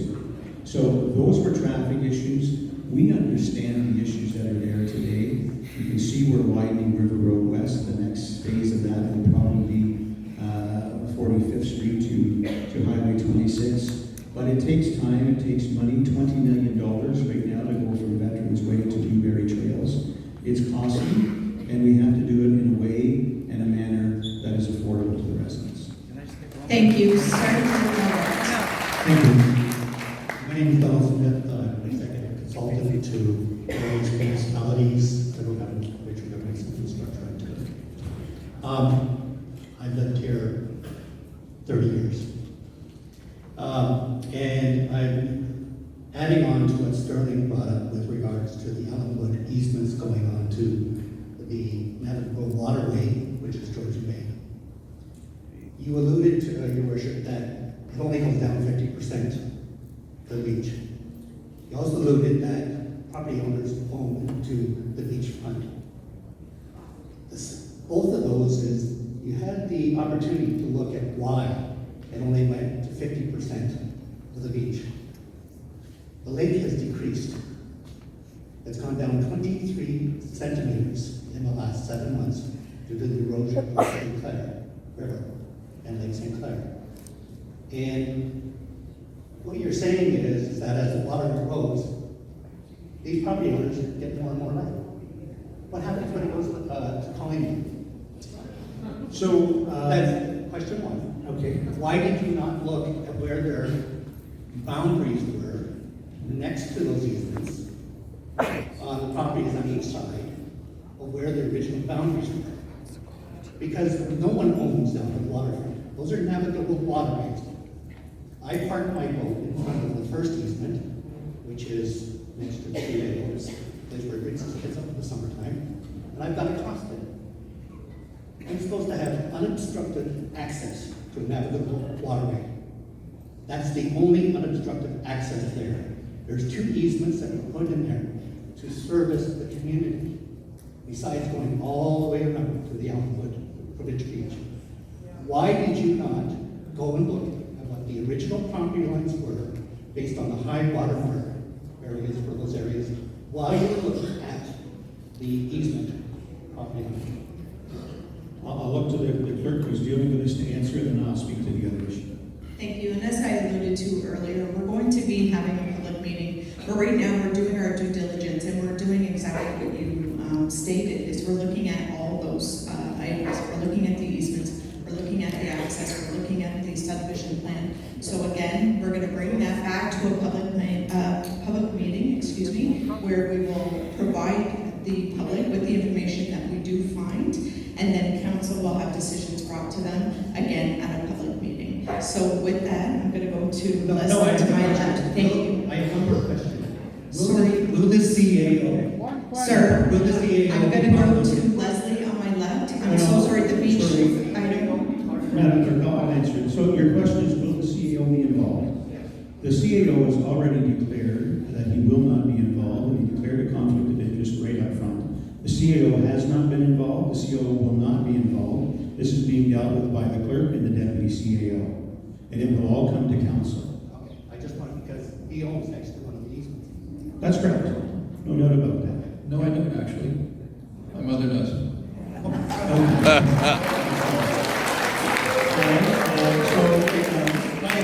Liability, absolutely, but he will not be involved in that in any way, shape, or form. Right, thank you. Hopefully this works. Closer, Hi, closer. Most of you know me, Leslie Hodgson.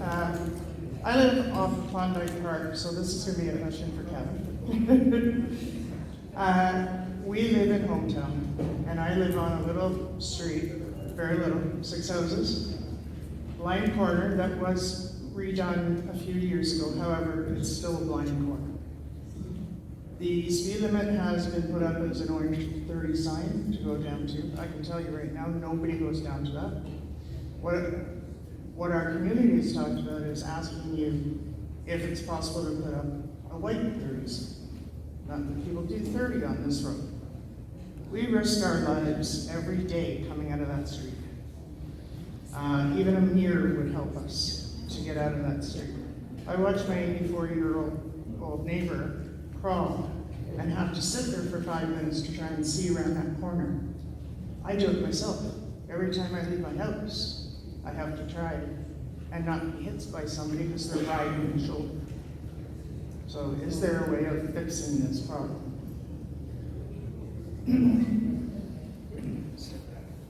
So, thank you for your question. You'll recall we've invested considerable funds into that intersection. We're very limited in terms of property, and if we were to improve that radius, we would require a few homes, probably your neighbor's home and a couple of lots in there. So we have invested in that radius, but we'll take that under advisement and we'll consider if there's any opportunity for reducing the regulatory speed limit.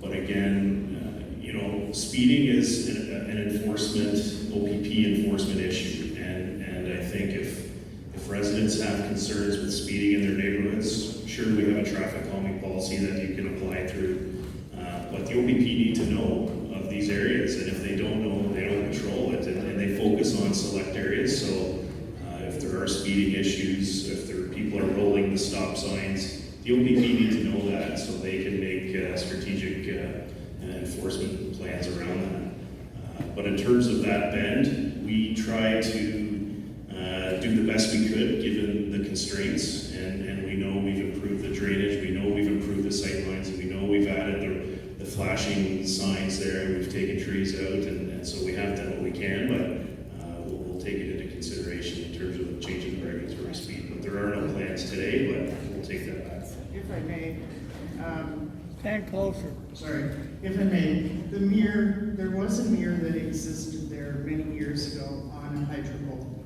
And that would help us tremendously to be able to see around that corner. So that would be my suggestion to you, because like I said, you can't see.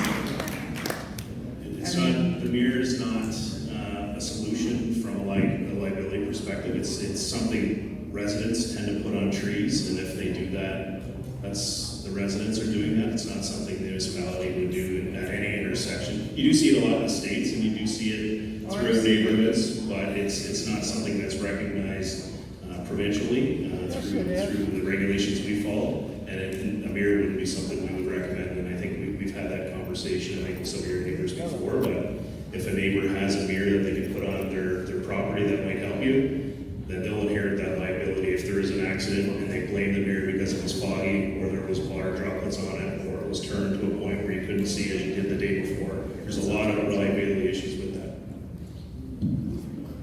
So am I hearing that if the neighbors were in agreement to put a mirror up, that could be done, Kevin? No, that's not what he said. I'm not recommending that, Your Worship. I think if what a private property owner does on their own property is their business, but it wouldn't be something we'd recommend or even suggest they do. If that answers your question. The other thing we can do is we can ask the OPP and Public Works. We also have speed monitoring devices that we can put there to see what the actual average speeds are. I think that's a good place to start. So I think we can look at doing that in the not too distant future. Thank you. Good job, good job. Good evening. My name is Jared Walsh. I live on Shoreline.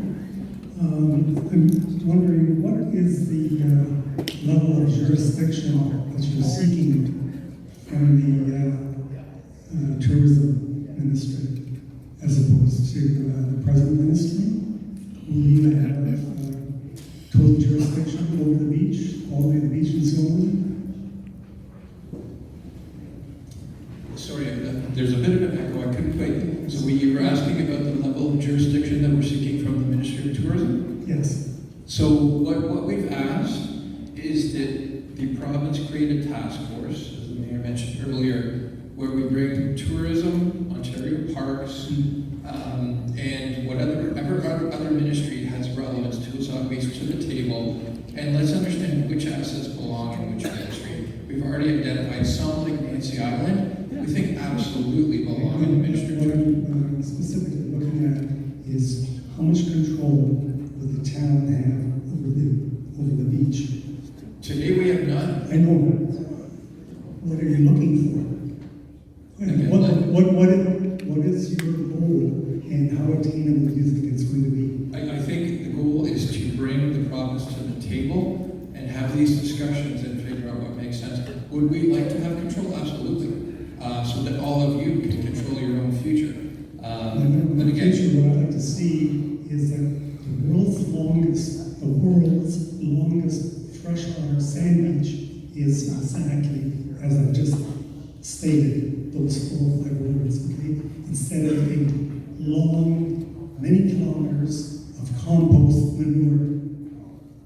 What? So I think we and therefore, in what level in your jurisdiction would you have in actually turning that beach into a true beach? So again, it is a beach today. I think what we're talking about is we'd like to get the province to the table. You mentioned world's longest freshwater beach. It needs to have the love and attention and dollars that's worthy of that. I can't answer that today until we come to the table. A comment about the poop on the beach, I'm just going to let that one go.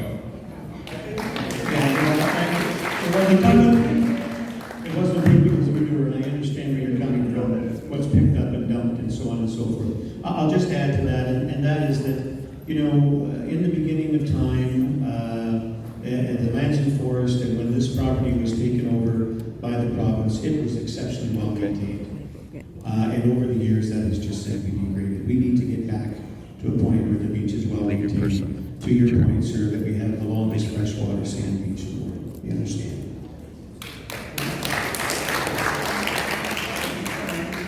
My name is Elaine. I live in the Westbury development area. And I lived in Muskoka for over 21 years. And I moved here because they have out-taxed themselves over there. And I kind of see the same flow happening here, so it gets me a little bit excited because property taxes are going to go up. My background is in finance and research and the economy, so I've been making my own notes. I've gone through a lot of research to come up with this, and bear with me because I have a very bad cold, but I didn't want to miss tonight. I see that the local governments are overextending themselves a lot right now, and that's a concern for all taxpayers because of your homes and your taxes. And I look at Wasaga Beach as a smaller community. I looked up the population. Actually, I went to the county of Simcoe and got the numbers because I didn't know if it was more than 25,000 the sign that comes in. And they said officially it was 20,675, but that was the last census that was done in 2018. So I'm looking around and I'm looking at the new development, the Recplex. I walked there. I think it's a wonderful place. It's a beautiful development.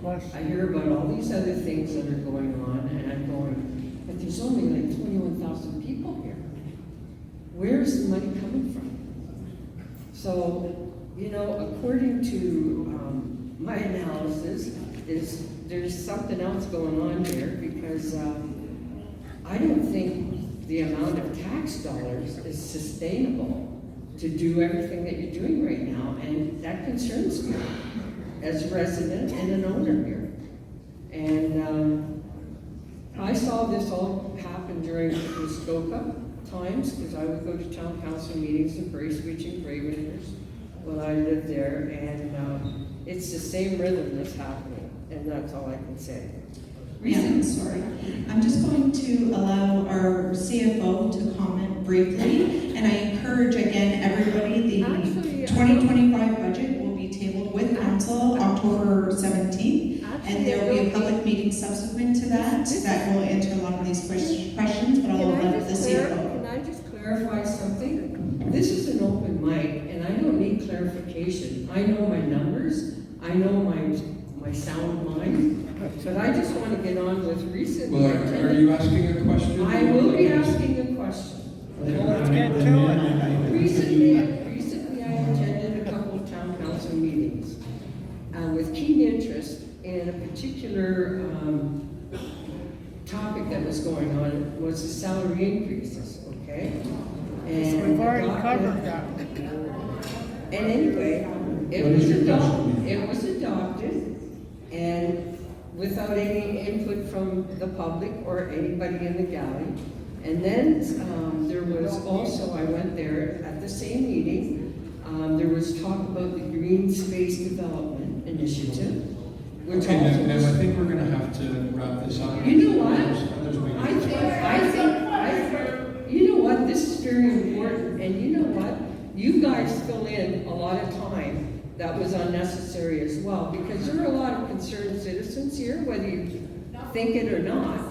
And the only, okay, I have one question. Brian Smith, I called you 5 times when I moved here and I wanted to meet with you. I'm Elaine Smith, and I never heard from you. Then I requested on August. Okay, now, Elaine, please.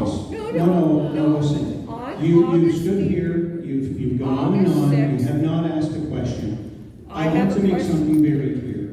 Council doesn't have to do this. We do this because we believe it's the right thing to do, to have these open forums. And we do it because we respect our citizens and want them to have these opportunities. And so I ask that you respect the three people behind you and the three people in this line. If you don't have a question, then you'll have to move on. You stand and say, I know my numbers. Well, you just said the population of Wasaga Beach is 21,000. It's 25,000. Well, that's. So there's to your the numbers. county of St. So I'm going to give you one last chance. If you have a question, ask it now, or we're going to move on. Okay.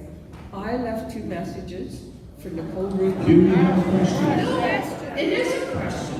I asked her, I wanted to get details on the financials of the town of Wasaga Beach. This was back in August 6th and also August the 14th. I left voicemail messages for her. I never heard back from her. For who? Nicole Rubin. Okay, I'm going to suggest you call Town Hall tomorrow and you ask the Chief Financial Officer if you want But I answers was to financial directed from questions. your receptionist that is the lady that I should speak to. I will stay after this meeting and put you through the website where you can find all those documents. I'll also provide my direct line and my email address, and I will have a meeting with you as well. I just want to move on.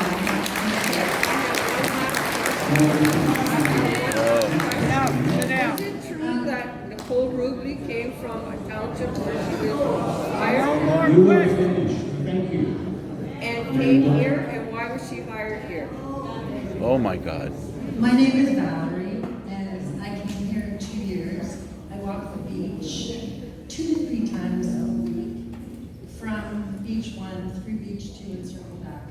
First of all, if it hasn't been said, kudos to staff members who are out there, kids and city workers, every day by 7, maybe a little later now, we're all walking a little later, but at 7 a.m., 7:30, picking up the garbage that fantastic, and I don't think they're recognized enough for that. They're picking up cigarette butts, they're picking up everything. And because of them, the beach 1 road looks great. You cannot say the same about beach 2. I participated in the April cleanup. I know there were city staff out there of the beach that was put together by the climate committee. And I walked that beach, the boardwalk. The garbages aren't picked up between 7 and 8 a.m. It's disgraceful. Something does need to be done. I'm really not sure. I'm not very up on policies or on what group needs to take care of it, but someone needs to be taking care of it. It is disgraceful. It looks nothing like the beachfront, and to have people showing up, paying money to park there and go to a beach, it's awful. And I say kudos to the staff for participating tonight. You're on your own time. Thank you. I really appreciate that. I always appreciate, as does council, when someone compliments their staff because they work extremely hard. So thank you. To your point, the town looks after beach area 1, the street to the curb, and we also look after beach area 2 to a certain portion where the province owns up to 6th Street. And I think what you're saying is those areas are in pretty good shape. It speaks to our point as to why we need to sit down with the province, because all of those other lands you're talking about are provincially owned and part of the provincial park. And so thank you for mentioning that, because it just reinforces why we need to sit down with the provincial parks and with the ministries in order to find a solution.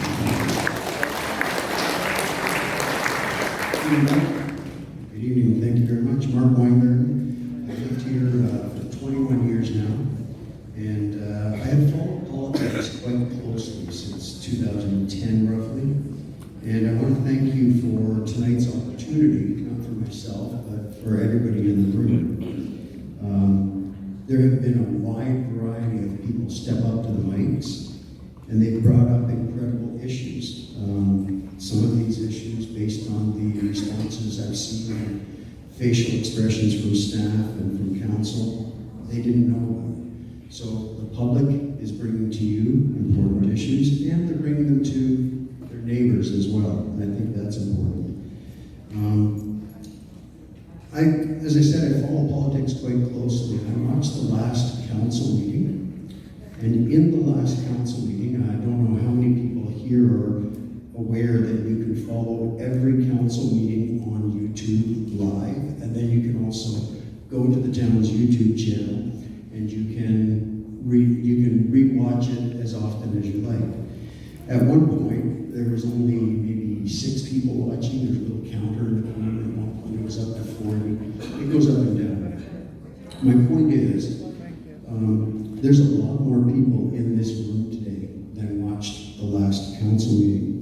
And at one point in that council meeting, one of our councillors brought up a notice of motion and wanted to have a public comment period reintroduced to the practices at council.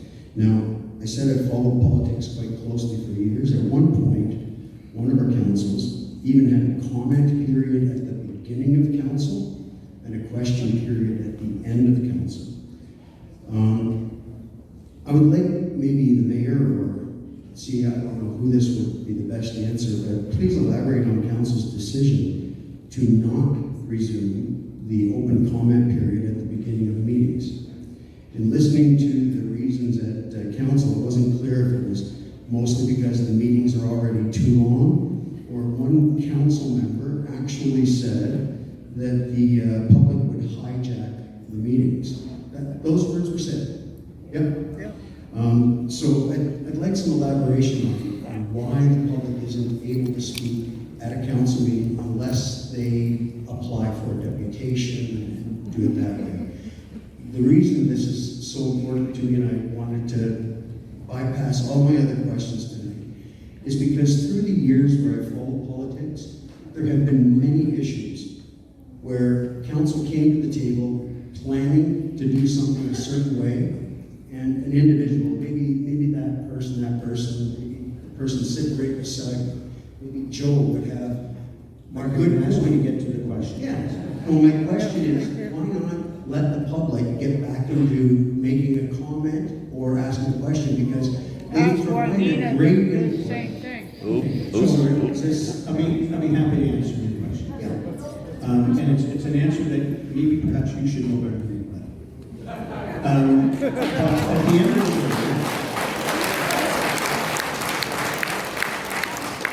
day, please, folks, we've got a little time left. We've still got some people online, so let's just hold our applauses. We want to get to the end here and answer as many questions. But let me make clear that the Municipal Act is clear that council meetings are meetings of council. They are not open public meetings. They are public meetings in the sense that you can come to the council chambers, you can watch, you can listen.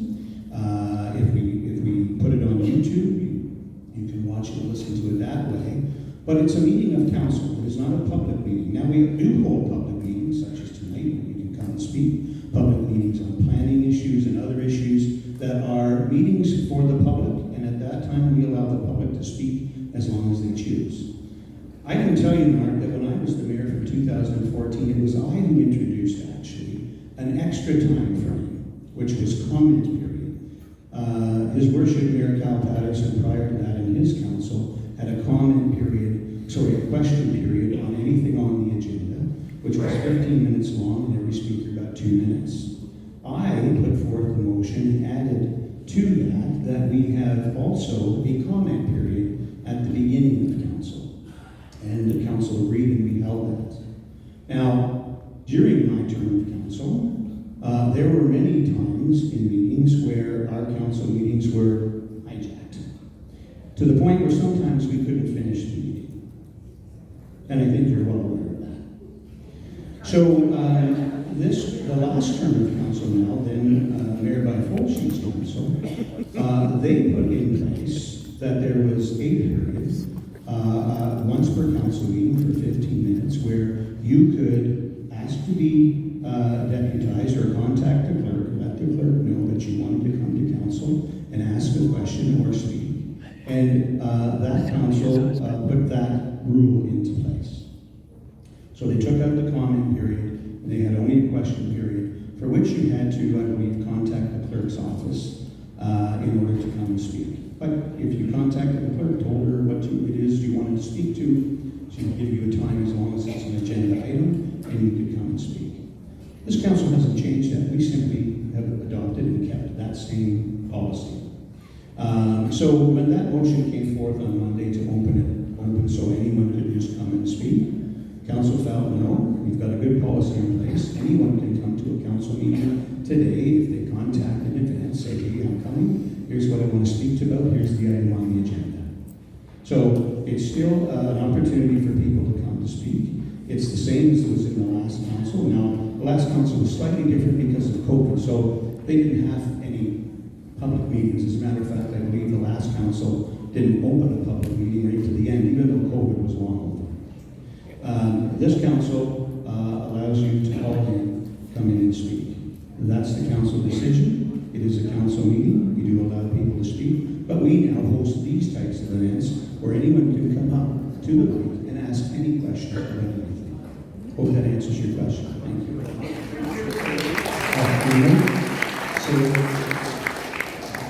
Anybody can apply to put forward a deputation, and that is the period that anybody can speak about any issue On the agenda. I'm going to ask the clerk to clarify. On the agenda. The town's procedural bylaw allows two things: delegations for items that are not on the agenda. For those type of requests, we ask that it is provided to the clerk's office the Wednesday prior to the council meeting, a week before. Any items that are on the agenda that somebody would like to speak to and address council have to 4 p.m. Wednesday, the day before the council meeting. And this council administration has committed to providing the council agendas Monday night, typically, for the meeting on Thursday, to give everybody proper time to review those agendas and then make that delegation request. Thank you. Thank you. I just wanted to make a comment. I attended the meeting back in June and I made a request about special needs swings.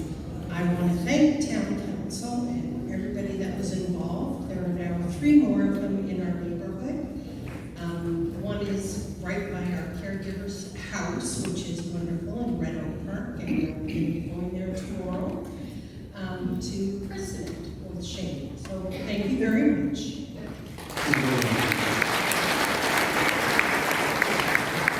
And a great cause, and we were happy to do it. Thank you. Yes, ma'am. Hello, my name is Victoria State. I've lived in Wasaga Beach for 4 years. One thing I've learned about the beach is I like it in the wintertime. There's less people. It's not as crowded. And I found that just even after Labor Day, I go down, take my car, and I go to the farthest point where the bandstand was, and I park there. There was a picnic table there, and it's no longer there. So I sit in my car. Now, going forward, the beach, let's go forward. The beach is now, all that's going to be taken down. And there's going to be a hotel up there. How many parking spots are going to be there for the guests of the hotel? And who's going to enforce it? That's going to be, is it the town that's going to enforce it? It's going to be police? Who's going to enforce it? Yeah, so in every development that comes forward, the town has a bylaw that dictates how many parking spaces you must have. So every new building will conform to the town's zoning bylaw. So the hotel will be required to provide parking, etc. So again, that's not that normal. Happens in every municipality in the world. In terms of enforcement, depending if it's public or private parking, if it's public parking, it will be enforced by our bylaw department. Yeah, but so a person like me that likes to park down there off season, am I able to park down there? Of course, public parking, of course. Okay, just, I mean, you're talking about all these hotels and houses and, that's all private property. No, so there will absolutely be public parking at the new beachfront, absolutely. How many spaces, I can't answer until we have the actual detailed design, but there will be public parking. We understand yourself and many others love to sit on the beachfront in their car, have a coffee and ice cream and watch those sunsets. There's no better sunsets in the world. We're not aiming to take that away. Okay. We're going to take no more questions. It's after 9 o'clock now from this lady, and then we'll be announcing very soon the next meetings. But if you have questions,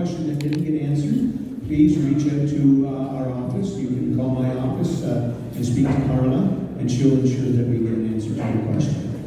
Ma'am, go ahead.